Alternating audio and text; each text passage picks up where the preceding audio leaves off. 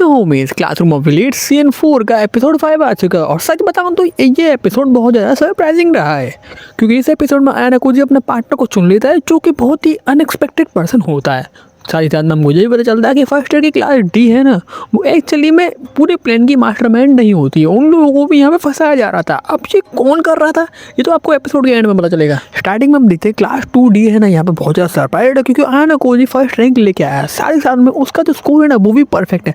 अब ये बहुत ज़्यादा ही मुश्किल था क्योंकि जो क्वेश्चन टेस्ट में आए थे ना वो इतने ज़्यादा मुश्किल थे कि कोई नॉर्मल हाई स्कूलर तो उन्हें सॉल्व कर ही नहीं सकता। लेकिन यहाँ पे आयाना कुजी ने परफेक्ट स्कोर किया है। तो बहुत से लोग तो यहाँ पे ये सोच रहे थे कि शायद आयाना कुजी ने चीटिंग की है। क्लास वाले यहाँ पे यही सोच रहे थे, लेकिन सूडो यहाँ पे बोलता है कि तुम्हारे पास कोई यहाँ पे सबूत नहीं है तो तुम उसको ये नहीं बोल सकते कि उसने चीटिंग की होगी। दूसरी तरफ आयाना कुजी क्लास की तरफ आ रहा होता है तो उसकी जो क्लास टीचर होती है ना उसको मिलती है और वो कहती है कि तुम बहुत ज़्यादा फेमस हो गए हो, लेकिन अब जब तुमने परफेक्ट स्कोर कर दिया है तो बहुत से स्टूडेंट तुमसे पूछेंगे कि ये सब कैसे हुआ, तो तुम उसका जवाब कैसे दोगे। तो आयाना कुजी बोलता है मैं वही करने जा रहा हूँ और क्लास की तरफ निकल जाता है। और जैसे क्लास के अंदर आता है तो उसके जितने भी दोस्त हैं उससे यही पूछते हैं कि आखिरकार ये हुआ कैसे। की से जो कि इसका एक दोस्त इससे पूछता है कि हमारी सेकंड ईयर में जो सबसे ज़्यादा स्मार्ट लोग भी हैं ना उनमें से किसी ने भी परफेक्ट स्कोर नहीं किया, तुम इकलौते ऐसे हो जो कि जिसने सेकंड ईयर में परफेक्ट स्कोर किया था। तो किसी उससे पूछा आखिरकार ये हुआ कैसे है। तो होरिकिता बोलती है कि इसके बारे में मैं तुम्हें समझाऊंगी क्योंकि तुम जो जवाब ढूंढ रहे हो ना वो मेरे पास में है।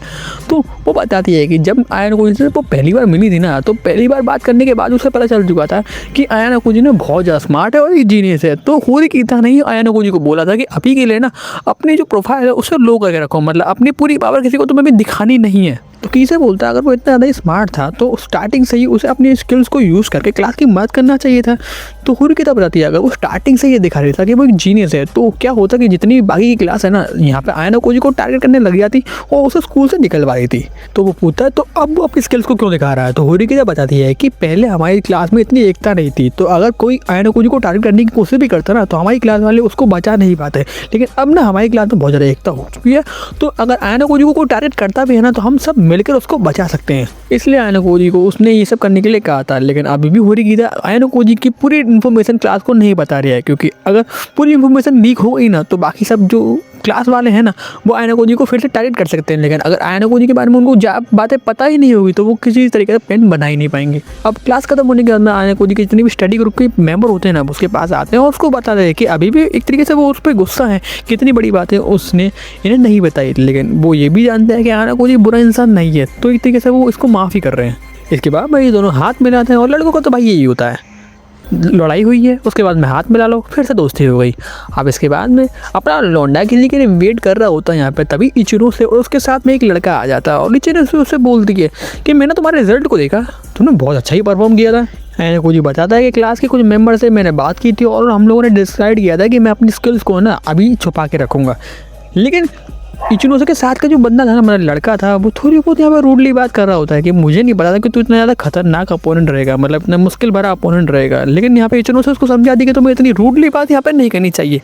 हर एक क्लास के पास अपना एक सीक्रेट वेपन होता ही है। ये सुन के वो बोलता है माफ़ करना, शायद से मैंने कुछ ज़्यादा ही बोल दिया, और ये कह के वो यहाँ से निकल जाता है।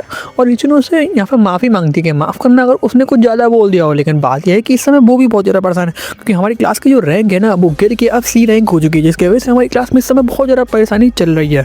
आयाना कुजी बोलता है कि तुम्हें याद है ना पिछले साल मैंने तुम्हें क्या करने के लिए बोला था। इचिनो से बोलती है कि हाँ मुझे याद, तुमने बोला था कि अपनी क्लास की जो एकता है ना इसी तरह बरकरार रखनी है हमको, चाहे कुछ भी हो जाए मुझे अपनी क्लास को टूटने नहीं देना है। वो उसे समझाता है कि ऐसा भी हो सकता है आगे चल के तुम्हारे खुद के दोस्त या फिर तुम्हारे खुद के क्लासमेट तुम्हें धोखा दे दें और आगे चल के तुम्हें बहुत बुरा समय देखने के लिए मिल सकता है। लेकिन तब भी तुम्हें जिस बात पर तुम्हें हमेशा से विश्वास रहा है ना उसी बात पर टिका रहना है और क्लास की यूनिटी बनाए रखनी है। और वो भी बोलते हैं कि हाँ अगर ऐसा हुआ भी कि किसी को क्लास से निकाला जा रहा है तो सबसे पहले मैं ही वो इंसान होंगी, मैं अपने आप को ही सेक्रीफाइस करूँगी। और आयाना कुजी भी उससे बोलता है कि अगर ऐसा कभी हुआ भी ना तो मैं तुम्हें जरूर बचा लूँगा। ये सुन के बेचारी बहुत ज़्यादा शर्मा जाती है और वहाँ से बोल के निकल जाती है कि मैं चलती हूँ। अब नेक्स्ट डे सूडो और आयाना कुजी साथ में स्कूल जा रहे होते हैं। तो आयाना कुजी यहाँ पर सूडो को थैंक्स करता है कि मैंने सुना तुमने क्लास में मुझे डिफेंड किया, और वही बोलता है कि मैंने सिर्फ वो बोला जो कि सच था। और सूडो भी यहाँ पर थोड़ा बहुत गुस्सा था क्योंकि आयाना कुजी अपने स्किल्स को छुपा रहा था और वो जानता है कि कम से कम आयाना कुजी होसन जितना ही स्ट्रॉन्ग है या फिर उससे ज़्यादा। लेकिन वो बोलता है जब तक मैं खुद नहीं देख लूँगा ना कि तुम कितनी ज़्यादा अमेजिंग हो मैं अभी तक के लिए चुप रहूँगा। लेकिन हाँ बंदा एक सवाल पूछता है कि क्या तुम और सूजू ने डेट कर रहे हो, और आयाना कुजी सामना करता है बिल्कुल भी नहीं। अब क्लास खत्म होने के बाद में आयना कोजी और होरिकिता में बात होती है, तो आयना कोजी सबसे पहले होरिकिता को थैंक्स करता है कि तुम्हारी झूठ बोलने की वजह से उस समय में बच गया। लेकिन इन लोगों को यहाँ पे एक बात समझ में नहीं आ रही थी कि आयना कोजी के ऊपर जो बाउंड्री रखी गई है ना, वो आखिरकार रखी किसने होगी, क्योंकि कोई नॉर्मल स्टूडेंट तो ये कर नहीं सकता, क्योंकि बाउंड्री बहुत ज़्यादा बड़ी थी। तो इसका मतलब कोई ऐसा इंसान जो कि बहुत ज़्यादा पैसे दे सकता है, उसने ये सब किया होगा। तो इनके दिमाग में एक इंसान आता है, वो है स्टूडेंट काउंसिल प्रेसिडेंट नागुमो। और वैसे भी होरिकिता स्टूडेंट काउंसिल ज्वाइन करने ही वाली थी, तो इनके पास बहुत अच्छा मौका है इस समय ये देखने का कि नागुमो का रिएक्शन क्या रहेगा। अब ऑफिस पहुंचने के बाद में वो बिल्कुल भी टाइम वेस्ट नहीं करती और डायरेक्टली नागुमो से पूछ लेती है कि मैं स्टूडेंट काउंसिल ज्वाइन करना चाहती हूँ। अब क्योंकि होरिकिता ने ये बात बिल्कुल अचानक से बोली थी, उसे थोड़ा शक हो रहा था, तो वो पूछता है कि तुम स्टूडेंट काउंसिल ज्वाइन क्यों करना चाहते हो। तो होरिकिता बता दी कि पास में मेरे और मेरे भाई का रिलेशनशिप जो था ना वो अच्छा था, लेकिन स्कूल में आने के बाद वो थोड़ा चेंज हो गया।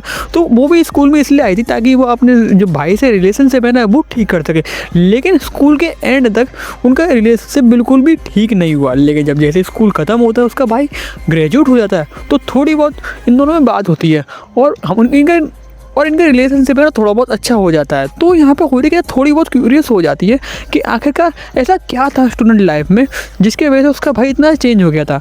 इसलिए वो यहाँ पे स्टूडेंट काउंसिल ज्वाइन करना चाहती है, क्योंकि वो भी उसी रास्ते पर चलना चाहती है जिस रास्ते पर उसका भाई चला था।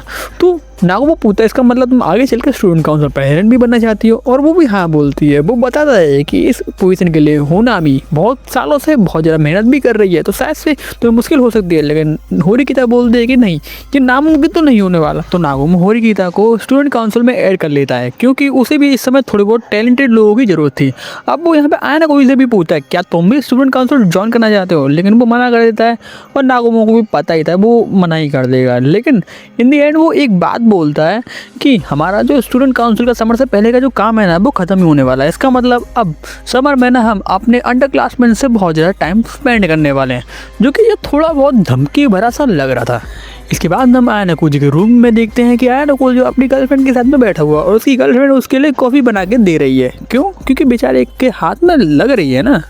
अब काराइजावा यहाँ पे एक बात आयना कोजी से पूछना चाहती थी उसके परफेक्ट स्कोर के वजह से, क्योंकि अब जब आयना कोजी ने एक परफेक्ट स्कोर कर दिया ना, तो अब ये लोग पूरी क्लास को ये नहीं बता सकते हैं कि ये लोग डेट कर रहे हैं, नहीं तो पूरी क्लास ये सोचेगी काराइजावा इसलिए आयना कोजी को डेट कर रही है, क्योंकि आयना कोजी अब एक जीनियस है। तो क्लास वाले सोचेंगे काराइजावा एक ऐसी लड़की है जो कि सिर्फ उसे स्मार्ट लड़कों के पीछे ही भागती है। और आयना कोजी बोलता है मुझे नहीं लगता इसमें कुछ गलती है, या फिर कुछ गलत हो रहा है यहाँ पे, क्योंकि लड़कियाँ ज़्यादातर उन लोगों को तो पसंद करती है जो कि स्मार्ट और टैलेंटेड हो या फिर हैंडसम हो, और वैसे भी लड़के भी तो ज़्यादातर उन लड़कियों को भी पसंद करते हैं जो कि दिखने में सुंदर हो, जैसे कि तुम।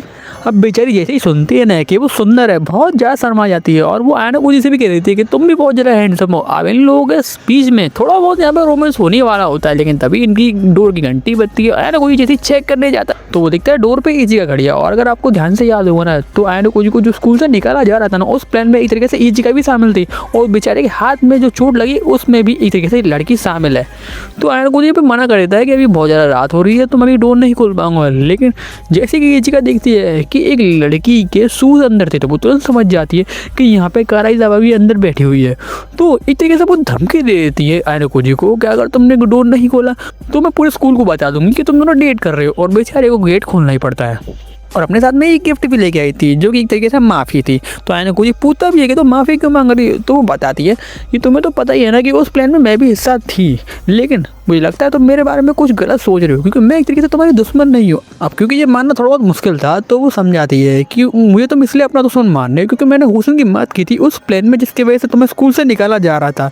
लेकिन इस लड़की को पहले ही शॉप में ही पता चल गया था जब ये लोग चाकू ले रहे थे ना कि आयना कोजी को उस प्लान के बारे में पता चल चुका है। लेकिन इस लड़की ने क्या किया, उस जगह पर थोड़े बहुत और हिंट दिए ताकि आयना कोजी को और ज़्यादा प्लान के बारे में मालूम पड़ जाए।